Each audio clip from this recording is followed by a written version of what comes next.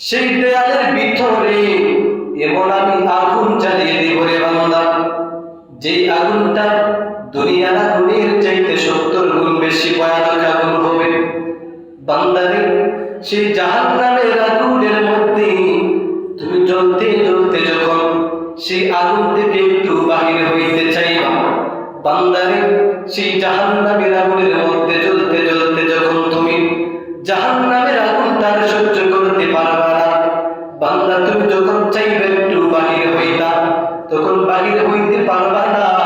কারণ আমার আল্লাহ রাব্বুল আলামিন জাহান্নামের চতুর্দিকে প্রাচীর দিয়ে রেখেছেন।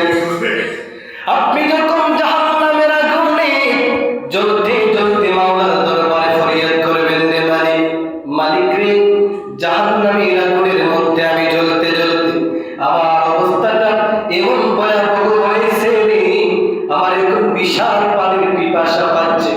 যখন মাওলার দরবারে বলবেন, রে মালিক, আমাদেরকে একটু পানি দাও, আমরা পানি পান করব, আল্লাহ রাব্বুল আলামিন ডাক দিয়ে বলবেন, রে বান্দা, ওয়া ইন ইস্তাগীথু ইউগাথু বিমাইন কালমুহলি ইয়াশউিল উজুহ।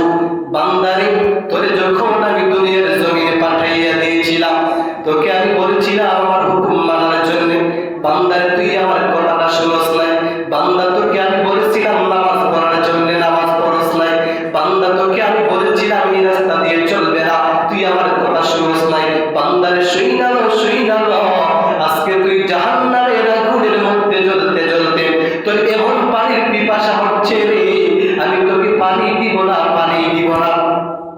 ফেরেশতারা ডাক দিয়ে বলবে, মালিক, তোমার বান্দা তো পানি চাচ্ছে, এখন আমরা কি দিব? ফেরেশতারা ডাক দিয়ে বলবে, মালিক, কি দিব? আল্লাহ বলবেন, ইসাশাম ওয়াসাআত মুরতাফাকা। ফেরেশতারাই তাদেরকে তোমরা জাহান্নামের মধ্যে জ্বালাইলা।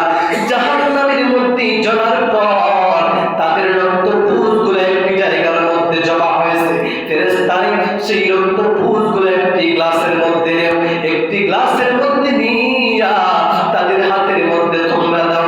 খোদার কসম করে বলি, আল্লাহর কোরআন সাক্ষী দেবে, জাহান্নামের রক্তপুঞ্জগুলো যখন একটি কাঁচের গ্লাসের মধ্যে নিয়ে আপনার আমার হাতের মধ্যে দেওয়া হবে, আমরা মুখের মধ্যে ওই রক্তপুঞ্জগুলো দিতে দেরি হবে, আমাদের মুখ থেকে আমাদের সমস্ত শরীরগুলা জ্বলে চারকার হতে একটু দেরি করবে না।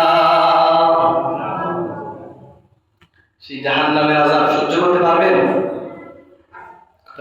পারবেন সহ্য করতে?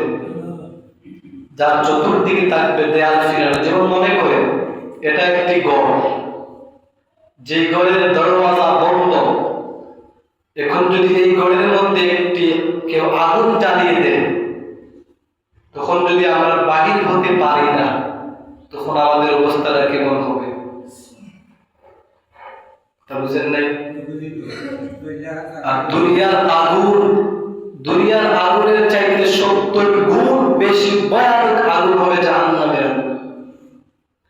সেই আগুন যেখানে আপনি জ্বলতে জ্বলতে যখন সারকার হয়ে যাবেন, আপনার অস্তিত্ব বিলীন হয়ে যাবে, তখন আবার আপনাকে মানুষের আকৃতি দেওয়া হবে।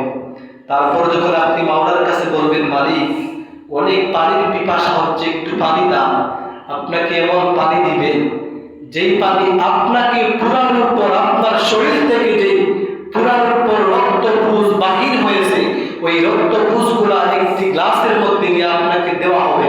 আর আপনি তো পানির পিপাসার্থ, যখন আপনার হাতের মধ্যে এই গ্লাসটা দেওয়া হবে, তখন আর আপনি এটা দেখবেন না যে এটা পানি নাকি আর অন্য কিছু, এটা দেখার